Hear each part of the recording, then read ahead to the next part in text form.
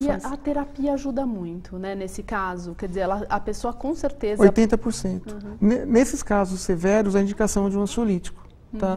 Aí tem que procurar o psiquiatra, para o psiquiatra entrar com a medicação e fazer a terapia. Uma não vai... Não elimina a outra. Não. Aliás, isso eu acho que é bem importante você colocar, muito, Alexandre, muito. Porque eu percebo muito essa cultura da medicação, né? Quer dizer, deu o remédio, anestesiou o sintoma e a pessoa vai vivendo e levando o remédio o conteúdo inteiro está lá. Quer dizer, o que se fez com toda aquela bagagem, né? Olha, acho que tem uma frase muito legal que o Freud falava, o remédio não alfabetiza. Tá? É importante a administração, eu não sou contra, de jeito nenhum. Mas é uma administração conjunta. Porque o que você falou aqui está corretíssimo. Se você começar a administrar ansiolítico na pessoa, ela vai ficar mais calma, mas não vai tratar realmente a causa para o sintoma ir embora. Certo. Então a gente tem que descobrir, através da terapia, quais foram os fatores que originaram a causa, a psicogênese desse problema, para aí sim o sintoma ir saindo e deixando aquela pessoa em paz. Infelizmente, isso vem muito rápido e vai embora muito longo. Né? Agora, o casamento é muito gostoso, é muito legal.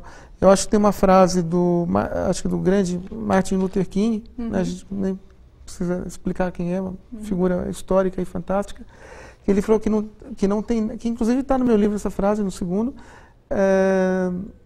que não existe nada mais aconchegante, mais acolhedor do que a sensação de um bom casamento, de um bom relacionamento. Né? Eu acho que vale a pena que a gente dizer... seguro, sem nossa, dúvida, não tenha dúvida. Né? É muito importante. Então, acho que vale a pena a gente dizer também que tem algumas alternativas para esse medo de casar, para que a gente possa quebrar esse medo um pouquinho, que são o quê? São as uniões não tradicionais. Tá? Então, hoje você tem alguns tipos de união não tradicional. Como o quê? Você tem aquelas pessoas que namoram durante algum tempo e ficam juntas em casas separadas. Então, isso pode ser semanal, pode ser específico, ou seja, só no final de semana. Pode ser uma união não tradicional aleatória. Alguns dias da semana escolhidos. Então, sei lá, essa semana vamos deixar... Segunda e terça a gente vai dormir junto. E o resto da semana esquece. E tem aquelas pessoas que moram juntos todos os dias. Então, são união não tradicionais para justamente driblar esse medo de casamento, porque você não vai ter o quê? Você não vai ter o papel, os papéis assinados envolvidos, você vai ter toda aquela burocracia afastada e você vai ter o quê também? Na sua mente, você vai ter a certeza de que se essa relação, infelizmente, por algum motivo ou outro, não der certo, o que vai acontecer? O término é menos complicado, porque envolve menos burocracia também. Então, tem gente que escolhe, né? Então, eu fico na minha casa de segunda a quinta, então, final de sexta, sábado e domingo, vamos morar junto, ou um na casa do outro, ou sei lá, em algum outro lugar. Aí, sistema semiaberto. Sistema semiaberto, é mais ou menos isso. Eu acho que é interessante, são alternativas. São alternativas e a gente não pode julgá-las como erradas. Não, acho que não. Pelo contrário, né? Se na verdade ela funciona na dinâmica daquele casal, ela é muito bem-vinda. Exato. Né? Qual que é o principal fator, a principal regra? Ela demanda o mesmo respeito, as mesmas obrigações, a mesma fidelidade do que uma relação matrimonial tradicional. Certo. A única coisa que é que não teve um casamento assinado, não teve um casamento com igreja, com aliança, enfim. Mas as obrigações são as mesmas. Não é o cara na casa dele, a mulher na casa dela e todo mundo vai para a balada. Não é isto. Entendi. Esse contrato, né, entre aspas, que acontece entre o casal tradicional ou não, ele é muito importante. Eu não estou falando do contrato assinado, não é nada judicial. Estou falando, na verdade, do que eles combinam entre eles, do que pode e do que não pode dentro daquela relação. As regras deles, mas é importante que se respeite, né? Respeite. A gente precisa ir para o intervalo, eu já volto com o Alexandre. Eu estou conversando aqui com você, não estou vendo o tempo passar. A gente já volta, um minutinho.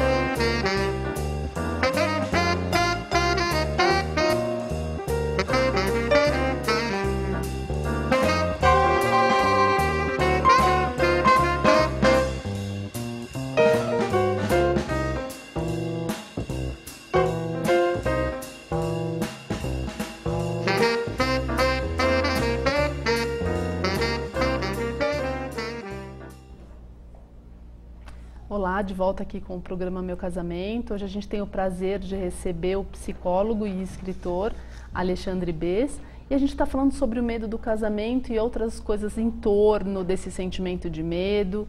E ele tem aí um livro que ele lançou e ele vai falar um pouquinho para a gente sobre isso, que é o tema Inveja. E um pouquinho antes disso, eu também queria fazer um comentário. Existe um livro, Alexandre, que até é um livro que eu li há pouco tempo, até coincidentemente, que é um livro que chama A Insustentável Leveza do Ser. É um livro que é de Milan Kundera.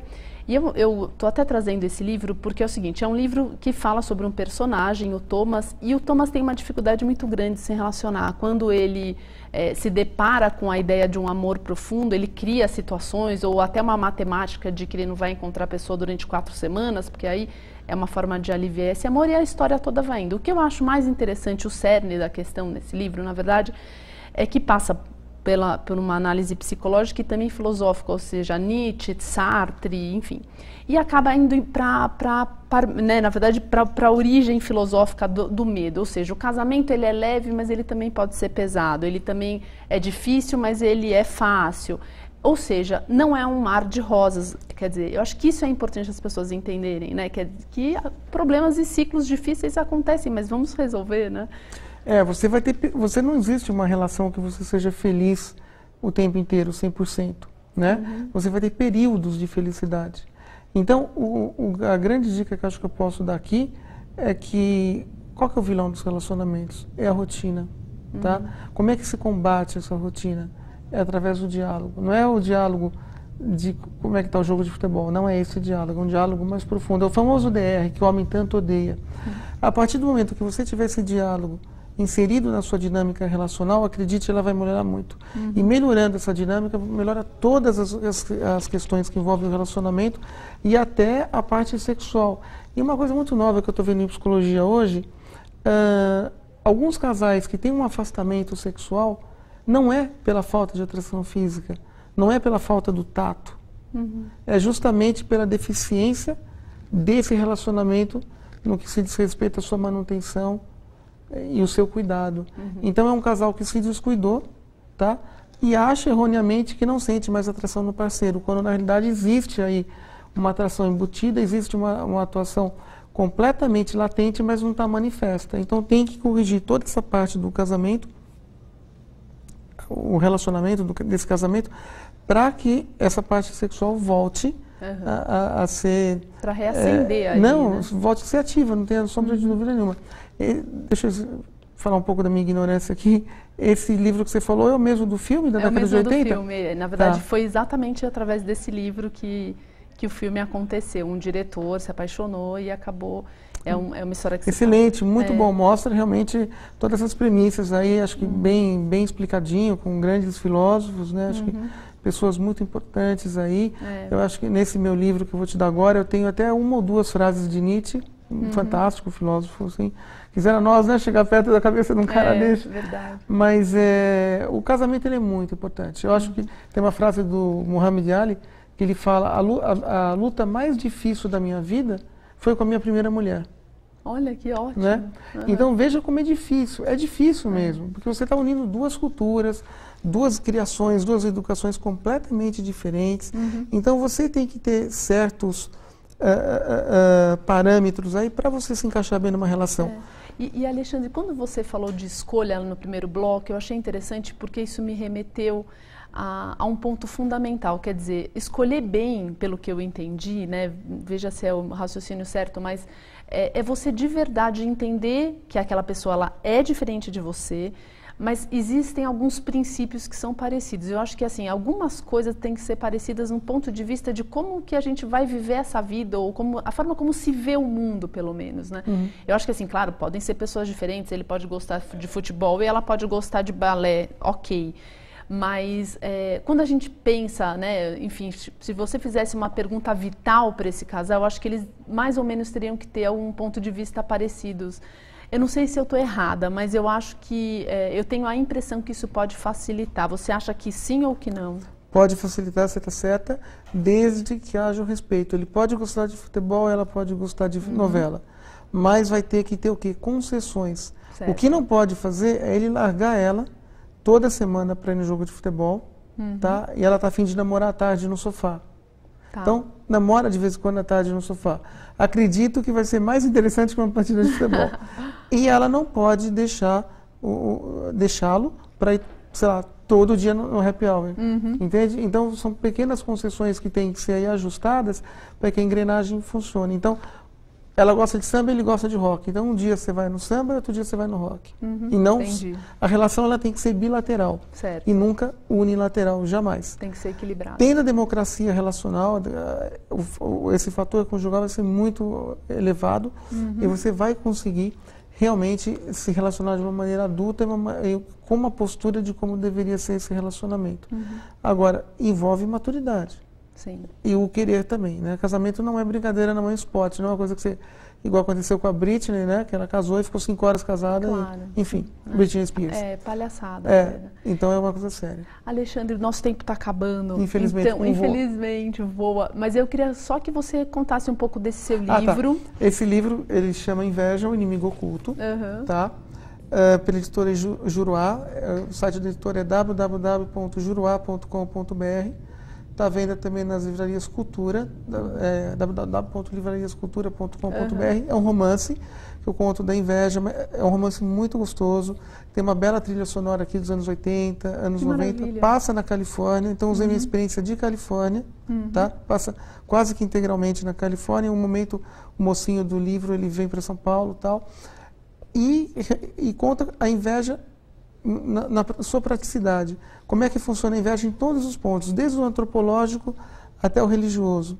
Mas é um romance muito legal, tem o seu aqui com a edição numerada, assinado, tem um prefácio da Lígia Cogos, né? Tem a introdução da Rosana Braga, que é uma escritora fantástica. A Lígia, para quem não conhece, que é uma das melhores médicas do Brasil e do mundo, reconhecida hoje na Austrália, Rússia, Alemanha, por aí vai. E é um livro muito gostoso, muito bacana. Eu acho que vai alertar as pessoas a respeito das relações de amizade. E até como que uma inveja pode interferir erroneamente num casamento, num relacionamento. Erroneamente porque ela não teria que estar lá. Então, até porque é um sentimento que, por mais feio que ele seja, ele existe, né? Exato. Mas a gente um dia pode conversar com isso com muita calma, se você quiser. Com certeza. Nossa, muito obrigada. Adorei o presente. Adorei o presente. Deixa o seu contato também, Deixa. O meu site é www.clinicaab.com.br. Tem tudo lá, telefone, endereço, todo mundo e-mail, te encontra aí no seu site. Tá, Joia? Super obrigada. Eu que agradeço mais uma vez. Foi um prazer enorme. Parabéns por um programa tão sério como esse, meu casamento. Acho que é uma coisa super séria, super atual, um assunto né, totalmente aí, inerente ao desejo das pessoas. Legal, parabéns. Muito obrigada. O espaço está aberto, você vai voltar com certeza. Bom, deixo aqui um abraço para todos e até a próxima quarta.